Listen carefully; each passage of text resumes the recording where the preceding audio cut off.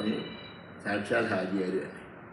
അത് കഴിഞ്ഞിട്ട് റംസാനിലെ ചന്ദ്രിക എന്നുള്ള പാട്ട് അതിലേറെ ഗംഭീരമായി. അവസാനം ആരു നീ ആരിജ് എന്ന് പറഞ്ഞ ആ സീറ്റിന് അത് എത്ര കണ്ടാലും മതിയില്ല. ശരിക്കും പറഞ്ഞാൽ ആസ്വദിച്ച് ചിരിക്കാൻ പറ്റിയൊരു സീനായിരുന്നു ശ്രീനിവാസൻ്റെ. മറ്റു ഈ പറഞ്ഞ പോലെ ഒരുപാട് കഥാപാത്രങ്ങളുണ്ട്, പക്ഷെ അതിലേറ്റവും എന്നെ ആകർഷിച്ചതും ചിരിപ്പിക്കുന്നതും ഈ രംഗമാണ്.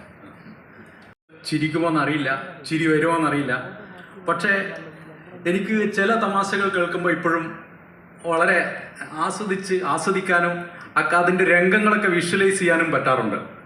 അതിലൊരു തമാശ സീതി ഹാജി ഒരിക്കൽ നിയമസഭയിൽ വന്നപ്പോൾ പറഞ്ഞു എന്ന് പറയപ്പെടുന്ന ഒരു തമാശയാണ്. അദ്ദേഹത്തിൻ്റെ തമാശ പറയുമ്പോൾ ഒരു പ്രശ്നം, പലതും അദ്ദേഹം പറയാത്ത തമാശകളായാണ് പിന്നീട് പ്രചരിക്കപ്പെട്ടതെന്നുള്ളതാണ്.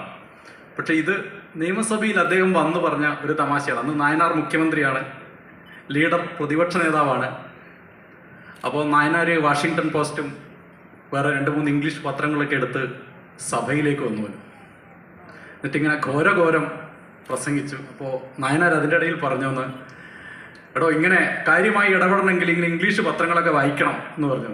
അപ്പോൾ സീതി ഹാജി ലീഡർ നോക്കിയിട്ട് പറഞ്ഞു പോലും, സത്യമാണ് ലീഡറെ, ഞാനും നായനാരും ഒക്കെ ഇംഗ്ലീഷ് പത്രം വായിക്കാൻ തുടങ്ങിയത് കൊണ്ടാണ് ബ്രിട്ടീഷുകാർ ഇന്ത്യ വിട്ടു പോയത്. ഇംഗ്ലീഷ് പറയാൻ തുടങ്ങിയോടുകൂടിയാണ്. അപ്പം ഞാൻ പറഞ്ഞു ഇങ്ങനെ വളരെ രസകരമായി വളരെ ആസ്വദിച്ച് അങ്ങോട്ട് അല്ല ലോക പരിചയമാണ് എൻ്റെ വിദ്യാഭ്യാസ യോഗ്യതയാണ്. LPക്ക് നിർവചനം കൊടുത്ത ഒരാളാണ്. അത് സഭയിൽ തന്നെ പറഞ്ഞു. അപ്പോൾ ലീഡറെ കാണാൻ ഞാൻ പലപ്പോഴത്തേക്കൊക്കെ പോയിട്ട് എന്നോട് വളരെ കാര്യമായിരുന്നു. നാളെ അസംബ്ലി തുടങ്ങുകയാണ്, അവിടെ പൂരായിരിക്കും. ഇനി നാളെ എന്തൊക്കെയോ ആരോ അല്ല പൂരല്ല ഭരണി.